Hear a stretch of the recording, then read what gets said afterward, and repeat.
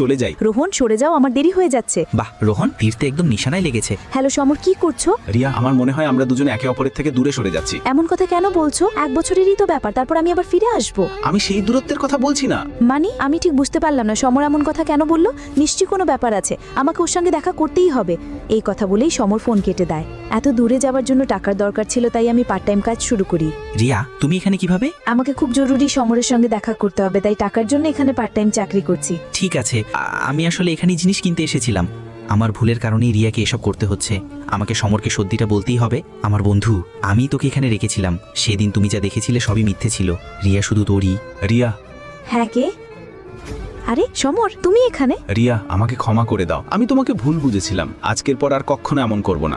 বন্ধুরা, কখনো অন্যের কথায় ভরসা করে নিজের ভালোবাসার উপর সন্দেহ করা উচিত নয়, কারণ সন্দেহ হলো সেই বীজ যেখান থেকে প্রায়ই সম্পর্ক ভেঙে যায়। আমার মতামতের সাথে যদি আপনারা একমত হন, তাহলে